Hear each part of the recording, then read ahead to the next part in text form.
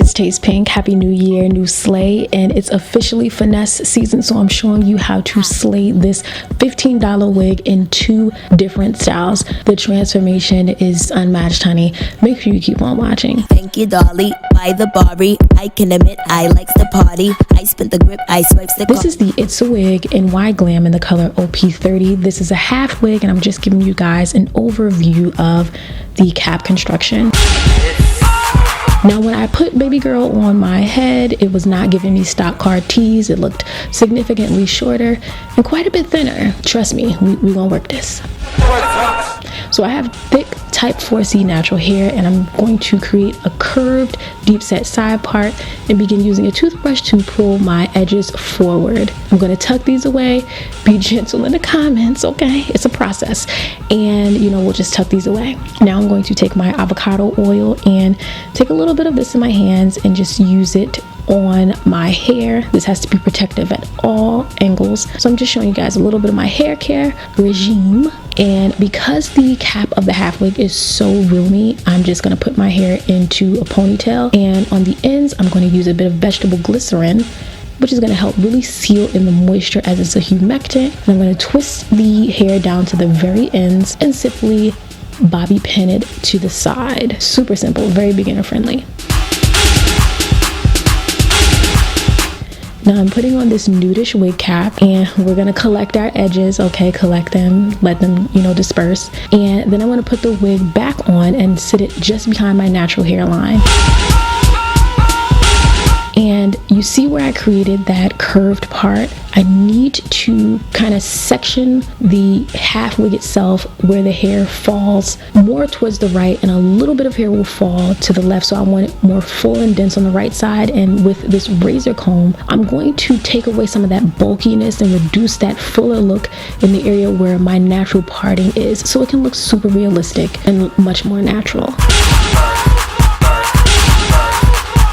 Now I'm taking this brown eyeshadow, emphasis on brown eyeshadow, and applying this with a stippling brush. And then I'm going in with my Ebin New York 48-hour edge control and a little bit of beeswax. And you can use your soft bristle toothbrush now to do a little bit of swooping, but it's not necessary. And I'm trying to get the flow of the hair right. And now I'm going to place the combs into the very front of my hairline, and I'm going to use a comb and then my fingers to really detangle the curls. This is definitely going to need a lot of manipulation to maximize the volume and the fullness of this wig, because it needs it. You can go in with a little bit of water if necessary, but you got to put in your work to make sure you tease apart those curls.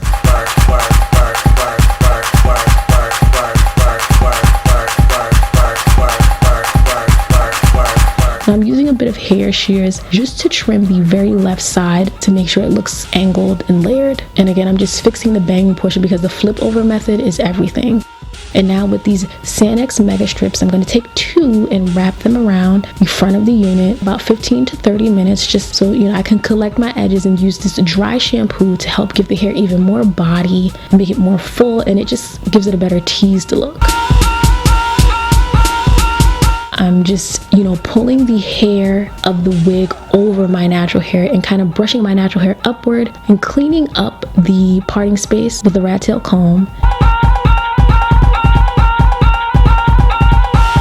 And then using that soft bristle toothbrush to kind of pull my hair effortlessly upward and into the flow of the hair of the wig. And then just swooping my edges a little bit more. You might have to perfect your edges off camera like I did, let's be honest. And I'm just gathering it, getting it together. But girl, this look is everything.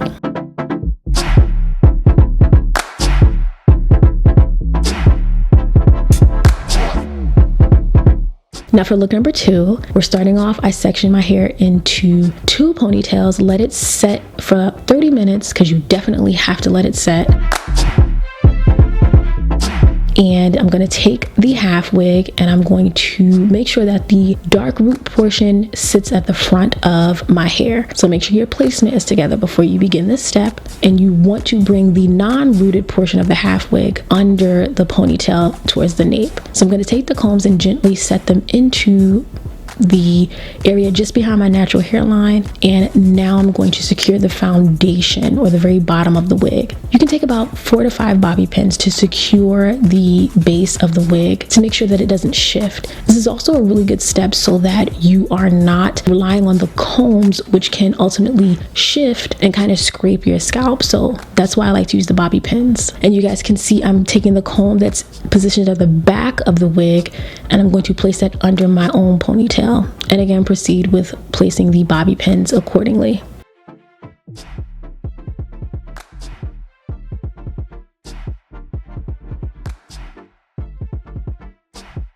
Now you guys are going to see me start to pull the hair over to the extreme left side of my face, and I'm going to use bobby pins and insert them towards the center of my head. It's very important to place them in the center because this is going to create maximum height. You want a mohawk that sits up pretty high versus pretty low. I mean, well, that's how I like it. And I'm going to do the same for the opposite side, pushing the hair to the far right and inserting the bobby pins into the center, going straight back. Now for the front of the unit, I didn't want to cut it whatsoever, so you want to make it look effortless. So you want to twist the hair a little bit and push it upward and then pin it into place.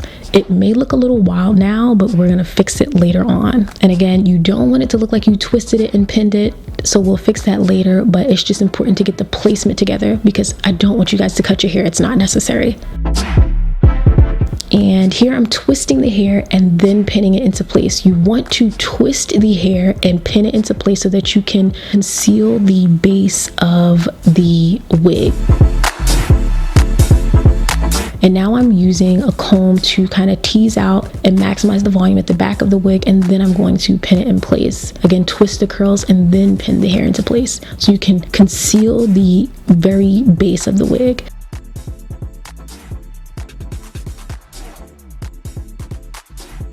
Now you guys see how I'm kind of loosening the pull or the twist on the wig. Kind of finesse it.